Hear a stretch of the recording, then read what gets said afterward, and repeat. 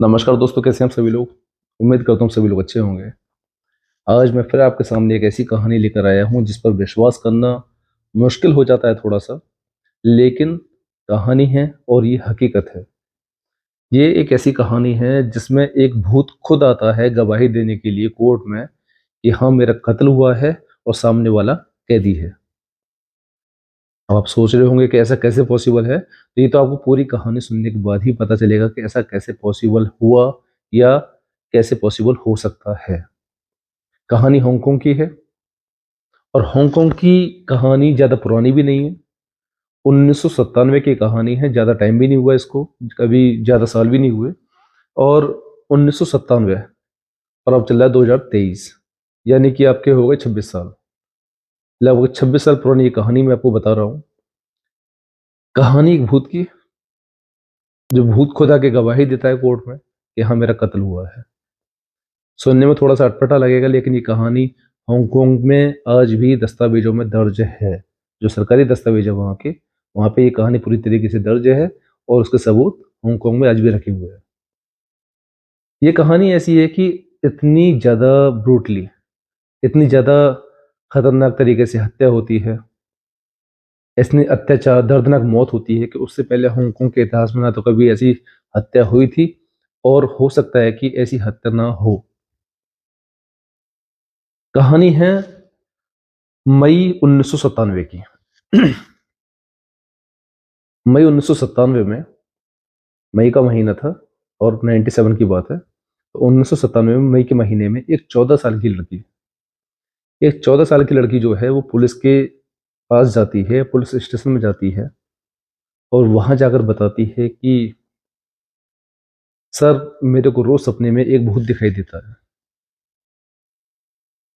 एक महिला का भूत दिखाई देता है। और वो महिला किसी तार से बंधी हुई है, बहुत ज्यादा अपने आप को बचाने की कोशिश कर रही है, चिल्ला रही है, चीख रही है। और मेरे को डेली वो परेशान करती है, मेरे को सोने नहीं देती। पुलिस उस वाली बात को हंसी मजाक में ले जाती है और बोलते हैं कि हो सकता है 14 साल की लड़की है, कुछ वहम हुआ हो या ऐसा मजाक कर रही हो। वो वहां से उसको उस तरीके से टरका देते हैं कि जाओ भाई, कोई दिक्कत नहीं, बाद में आना। दूसरे दिन वो लड़की फिर दोबारा जाती है। जो 14 साल की लड़की थी, वो दोबारा पुलिस स्टेशन जाती है और वहां जाके फिर दोबारा बताती है कि सर, वो औरत का भूत मेरे सपने में फिर आया था। फिर वो तारों से बंधी हुई थी और बंधने के बाद वो बचाओ बचाओ चिल्ला रही थी, अपनी भाषा में जो भी चिल्ला रही थी। वो बचाव बचाव के लिए चिल्ला रही थी, अपना बचाव करना चाह रही थी। और वो थोड़ी देर में फिर वो खत्म हो जाती है। और इस तरीके से आप मेरी मदद कीजिए। पुलिस फिर दोबारा उसको टरकाने की कोशिश करती है, लेकिन उस बीच में वो जो लड़की थी 14 साल की, वो एक बात बताती है कि साहब, ये कहानी हकीकत है। कोई भूत जो है, ये हकीकत में ये हकीकत का भूत है। एक महिला की मृत्यु हुई है, उसकी हत्या हुई है और ये उसी का भूत है जो मेरे को रोज परेशान करता है। और जाने अनजाने में उसके कत्ल में मैं भी शामिल हूं। अब पुलिस थोड़ा सा सीरियस होती है। अगर कोई ये कह दे कि भाई, इसका जो मर्डर हुआ है उसमें मेरा भी रोल है, तो कोई भी सीरियस हो जाएगा। तो पुलिस उस मामले में फिर थोड़ा सा सीरियस होती है, पूछताछ करती है, सारी बातें करती है। तो वो बताती है कि एक औरत जिसके साथ में बहुत ज्यादा अत्याचार हुआ था मेरे ही अपार्टमेंट के दूसरे फ्लैट में, तो उसके साथ बहुत ज्यादा अत्याचार हुआ था और उसकी हत्या कर दी गई है। उसकी हत्या हो गई है और मैंने वो जगह देखी है जहां उसकी हत्या हुई है। अब पुलिस पहुंचती है उस लड़की के साथ उसके अपार्टमेंट में। तो उसके अपार्टमेंट में जो दूसरा फ्लैट था, पुलिस वहां पहुंचती है, गेट खोलती है। तो पुलिस देखती है कि यार, वो जो रूम था, जो फ्लैट था, पूरा का पूरा जो रूम है वो किटी डॉल से भरा हुआ है। तो वहां की किटी डॉल थी, एक डॉल होती है थोड़ी छोटी सी, हेलो किटी डॉल। तो पूरा ही जो फ्लैट था वो हेलो किटी डॉल नाम जो डॉल होती है, गुड़िया थी, उससे भरा हुआ था। अजीब सी स्मेल आ रही थी, अजीब सी दुर्गंध आ रही थी इस पूरे फ्लैट में। आप सोच के देखो, जहां कोई इतना बड़ा हत्या हुई हो या वहां स्मेल हो जाती है, तो बहुत ज्यादा अजीब सी दुर्गंध आ रही थी उस फ्लैट में। पुलिस पूरी उसको ढूंढती है, कहीं कुछ सबूत मिल जाए, लेकिन उनको कोई खास सबूत नहीं मिलता। लेकिन पूरे फ्लैट में एक अजीब सी दुर्गंध। पुलिस की नजर पड़ती है बेड पर पड़ी हुई एक हेलो किटी डॉल के ऊपर। उस किटी डॉल का साइज जो था वो छोटा नहीं था, लगभग एक नॉर्मल इंसान के बराबर, एवरेज हाइट के जो इंसान होते हैं, इतनी बड़ी किटी डॉल थी, जो जल परी के आकार की थी, और जल परी जो थी उसी के शेप की थी वो। पुलिस उस किटी डॉल को उठाती है, उसकी जांच करती है, तो देखती है कि जो उसका डॉल का जो सिर वाला हिस्सा होता है उसको अलग से सिला गया है। इसका मतलब कि उस सिर को पहले काटा गया था, उधेड़ा गया था, उसके बाद दोबारा उसको सिला गया है। पुलिस उसको खोलती है, खोलने के बाद देखती है कि उस किटी डॉल में एक महिला का सर रखा हुआ था, कटा हुआ। महिला का सर रखा हुआ था, और उसकी जो कंडीशन थी वो इस तरीके से थी जैसे उसको उबाला गया है, पानी में रखकर उसको उबाला गया है, पूरा उबला हुआ चेहरा रखा था। उसकी कुछ कंडीशंस ऐसी भी थी जैसे उसको सर को टुकड़े करने की कोशिश की गई है, लेकिन हो सकता है उसके सर के टुकड़े ना हुए हों, उसके बाद उसको गर्म पानी में उबाल दिया गया हो। अब पुलिस इस मामले की छानबीन करती है। छानबीन में पुलिस को पता चलता है कि ये जो सर है, ये फैन मैन ये नाम की एक महिला का सर है, जो कि केवल 23 साल की एक लड़की थी। 23 साल की लड़की फैन मैन ये, उसके बारे में जांच करती है तो पता चलता है कि उस बेचारी जो लड़की थी, बचपन में ही उसके माँ बाप गुजर जाते हैं। जब उसके माँ बाप गुजर जाते हैं तो उसको चाइल्ड केयर के यहाँ पर जैसे होते हैं, अनाथालय होते हैं, उसमें उसकी परवरिश होती है। परवरिश में जब वो थोड़ी सी बड़ी होती है तो उसको फिर ड्रग्स की लत लग जाती है। वो जो लड़की थी फैन में नहीं, उसको लग जाती है ड्रग्स की लत। वो ड्रग्स लेना शुरू कर देती है, और वो लत इतनी ज्यादा खतरनाक हो जाती है उसके लिए कि वो उस लत को पूरा करने के लिए, ड्रग्स लेने के लिए, जिस्म फरोशी के धंधे में उतर जाती है। जिस्म फरोशी के धंधे में उतर जाती है, वहां से भी उसका काम नहीं चल रहा था। तो वो सोचती है कि अब ये जिस्म फरोशी का धंधा मैं कब तक करूंगी। तो लास्ट में आके वो एक नाइट क्लब में नौकरी करने लग जाती है। जब वो नाइट क्लब में नौकरी कर रही होती है तो उसकी मुलाकात एक चैन मैन लॉक नामक व्यक्ति से होती है। चैन मैन ये जो 23 साल की थी, उसकी मुलाकात होती है एक चैन मैन लॉक नामक व्यक्ति से, जो कि 34 साल का था, 34 ईयर्स का। 34 साल के युवक से उसकी मुलाकात होती है, और वो जो युवक था वो क्रिमिनल था। वो ड्रग्स का स्मगलिंग करता था, जिस्म फरोशी का धंधा करवाता था। अब एक लड़की ऐसी है जिसको ड्रग्स की लत लगी हुई है, और उसकी मुलाकात होती है एक ऐसे व्यक्ति से जो ड्रग्स का स्मगलर है। दोनों में दोस्ती बहुत आसानी से हो जाती है, और दोनों एक दूसरे के बहुत ज्यादा नजदीक आ जाते हैं। अप्रैल का महीना था 97 में, जब ये लड़की पहुंचती है, उससे एक महीने पुरानी बात है। अप्रैल के महीना था। फैन मैन ये चैनमैन लॉक से मिलने के लिए उसके घर जाती है। जब उसके घर जाती है तो वो देखती है कि चैनमैन लॉक जो है वो अपने बाथरूम में शावर ले रहा है, नहा रहा है, लेकिन जो लॉक का पर्स था वो बाहर रखा हुआ था। फैन की नीयत थोड़ी सी बिगड़ जाती है, और उसको खोल के देखती है तो उसमें 4000 अमेरिकन डॉलर रखे हुए थे। काफी बड़ी अमाउंट होती है 4000 डॉलर। जो 4000 अमेरिकन डॉलर है तो उसकी काफी बड़ी अमाउंट हो गई, वो भी उस समय पर। तो उसकी नीयत थोड़ी सी बिगड़ जाती है, और वो लॉक का पर्स लेकर वहां से भाग जाती है। अब ये वाली बात पता चलती है लॉक को कि मेरा पर्स जो है वो फैन लेके गई है। और क्योंकि वो तो बदमाश टाइप का आदमी था, स्मगलर था, ड्रग्स का कारोबार करता था, तो उसकी अपनी पूरी टीम भी थी।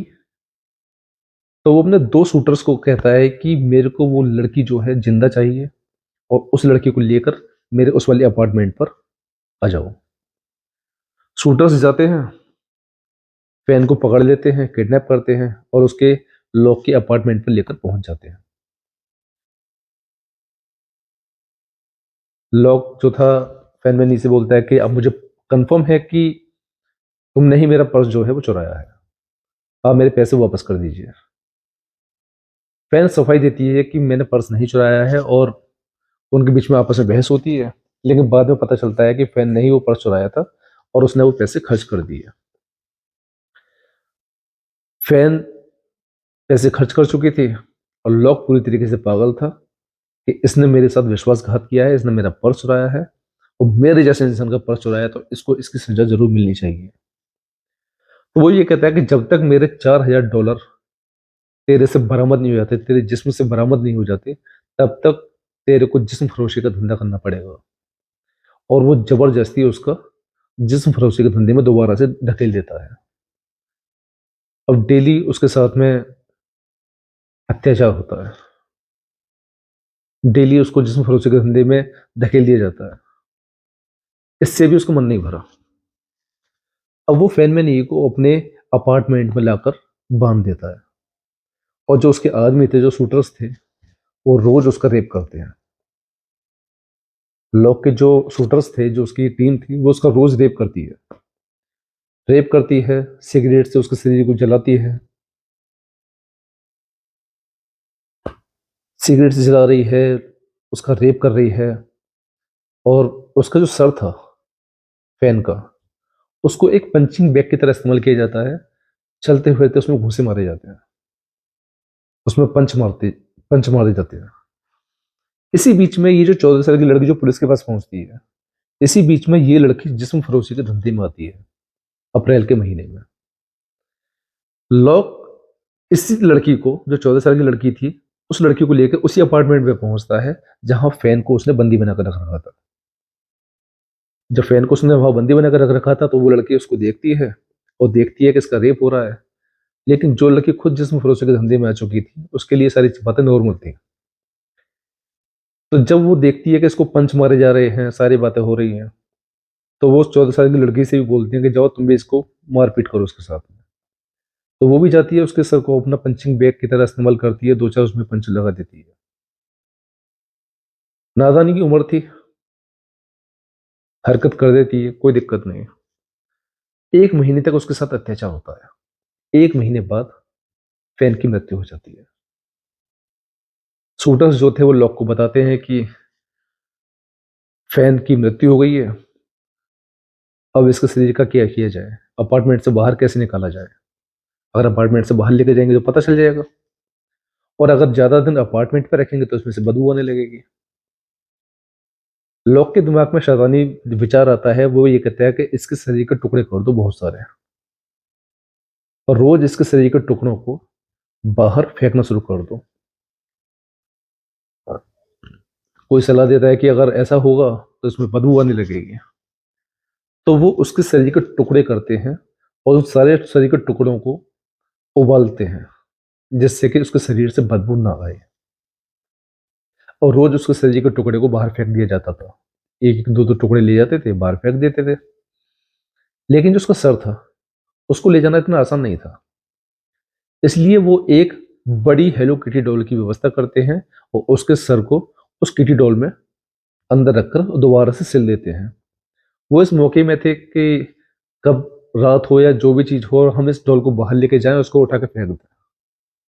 लेकिन तब तक वो लड़की जो थी 14 साल की, उसके सपने में फैन मैन ये आती है, और रोज उसको उससे अपने बचाव की गुहार लगाती है। तो वो पुलिस के पास पहुंचती है, और पुलिस इस सारे मामले की छानबीन कर लेती है कि ऐसी घटना क्यों हुई और किसने की। पुलिस लॉक को और उसके दो शूटरों को गिरफ्तार करती है। गिरफ्तार करने के बाद में उन तीनों को कोर्ट में पेश करती है। कोर्ट में उन तीनों को जब पेश करती है, तो वहां दोनों की तरफ के वकील खड़े होते हैं। फैन में नहीं के जो वकील था वो भी खड़ा होता है, और उन तीनों के बचाव में भी वकील आते हैं कि इन्होंने हत्या नहीं की, इन्होंने तो हो सकता, इन्होंने तो केवल उसके साथ में ज्यादती की थी या टॉर्चर किया था, उसकी हत्या अपने आप हो गई है, ये इन्होंने जानबूझकर इसकी हत्या नहीं की। बहस होती है, बहस के दौरान ये तय होता है कि इसकी हत्या नहीं हुई है, और इसको टॉर्चर किया गया है, टॉर्चर के दौरान इसकी मृत्यु हो जाती है। इसलिए ये बीच बचाव में, सॉरी बीच बचाव में नहीं, तो इसलिए अपनी जान बचाने के लिए इस लड़की के शरीर को टुकड़े करते हैं, और इसको फेंक देते हैं। इसलिए इन तीनों को सजाए मौत न देकर इनकी जो सजा थी वो उम्र कैद में बदल जाती है। अब बहुत सारे लोग वहां पर इसका विरोध भी करते हैं, वो बोलते हैं कि नहीं, इनको फांसी लगनी चाहिए। लेकिन बचाव पक्ष का जो वकील था वो अपनी इतनी अच्छी पैरवी करता है कि उन तीनों की जो वो थी सजा थी वो उम्र कैद में ही रह जाती है। उन तीनों को उम्र कैद हो जाती है और उम्र कैद के बाद में जो सजा सुना दी जाती है, तो वहां का जो जज था जब अपने कैबिन में बैठा है तो उसकी जो बातें थी उसे सुनने के बाद में सब लोगों को थोड़ा सा बहुत ज्यादा अजीब लगा। उसने कहा कि जब जो फॉरेंसिक टीम थी जब उसके सर को लेकर आते हैं कोर्ट में, तो वहां उसके सर में से बिल्कुल भी बदबू नहीं आ रही थी जहां उसकी जांच हो रही थी। लेकिन जैसे ही वो कोर्ट परिसर में उसको खोलते हैं, पूरे कोर्ट में बहुत ज्यादा गंदी वाली दुर्गंध फैल जाती है, बहुत ज्यादा गंदी वाली स्मेल फैल जाती है। पहला इंसिडेंट तो ये हुआ। दूसरा, जब वो ये कह रहे थे कि इन्होंने हत्या नहीं की है, जब बचाव पक्ष का वकील ये कहता है इन्होंने हत्या नहीं की है, तो पूरे ही कोर्ट परिसर में जो लाइटें थी वो बहुत जल्दी जल्दी जलने बुझने लगती है। यानी कि यहाँ लोगों को लगता है कि हाँ, यहाँ कोई पैरानॉर्मल एक्टिविटी हो रही है। तीसरा, जज खुद ये कहता है कि इस कोर्ट में जितनी भी महिलाएं थी, मेरे को सबके चेहरे में फैन मैन ये का चेहरा नजर आ रहा था। तो ये कुछ उस समय की ऐसी घटना थी जो वहां का जज था उसने भी कहा कि इस तरीके से लाइटें अपने आप में पैरानॉर्मल एक्टिविटी का होना दर्शाती है। सब औरतों के चेहरे में फैन मैन ये नजर आती है। 14 साल की लड़की है, उसको चारों तरफ भूत नजर आते हैं। और उसके बाद में मतलब उन तीनों को तो उम्र कैद हो ही जाती है। उसके बाद में भी जो उस अपार्टमेंट में और लोग थे, किराएदार थे, अपार्टमेंट के मालिक थे, फ्लैटों के मालिक थे, उनको फैन मैन ये कभी भी कहीं भी नजर आने लगती थी। कभी सीढ़ी पर बैठी नजर आती थी, कभी उसकी परछाई नजर आती थी, किसी को बंधी हुई नजर आ रही है, किसी से बचाव की गुहार लगा रही है, और चीख चिल्लाने की आवाज आती थी। जो भी वहां किराएदार आता था, पड़ोसी थे, सबको चीखने चिल्लाने की आवाज आती थी। इसलिए वहां से धीरे धीरे सब लोग अपना खाली करना शुरू कर दिया था सबने। 2012 में अथॉरिटी के पास शिकायत पहुंचती है। अथॉरिटी की जो थे, अथॉरिटी वाले आते हैं और उस अपार्टमेंट के मालिक से बात करते हैं और उसकी मर्जी से जो वो बिल्डिंग थी, जो वो अपार्टमेंट था, उसको पूरी तरीके से जमींदोज कर दिया जाता है, खत्म कर दिया जाता है। जिससे कि ना वहाँ अपार्टमेंट बनेगा और ना वहाँ किसी को परेशानी होगी, ना वहाँ किसी को फैन की आत्मा और उसका भूत दिखाई देगा। तो ये एक ऐसी कहानी थी जिस पर विश्वास करना थोड़ा सा कठिन था। और जो भूत था वो खुद आके अपनी तरीके से गवाही देता है, सामने नहीं आ पाता लेकिन अपनी एक्टिविटी दिखा देता है कि हाँ, वहाँ लाइटें जल रही है, बंद हो रही हैं। जज को भी महिलाओं के अंदर फैमिली का चेहरा नजर आता है। तो हांगकांग के इतिहास में ऐसा पहला केस था जहां भूत कोर्ट में आके खुद ये गवाही देता है कि हाँ, मेरी हत्या हुई है। और हत्या भी इतनी बुरी तरह कि हांगकांग के इतिहास में ना तो इतनी बुरी तरह पहले कभी कोई हत्या हुई थी और शायद ऐसा कभी ना हो। तो ये आज की कहानी थी। उम्मीद करता हूँ आपको पसंद आई होगी। अब पसंद आई या डर लगा या ऐसा आपको घिनौना अपराध लगा कि ये बहुत ज्यादा घिनौना अपराध है, लेकिन कहानी आपको पसंद आई होगी उम्मीद करता हूँ। मिलते हैं फिर अगली नई वीडियो के साथ। तब तक के लिए नमस्कार। जय हिंद।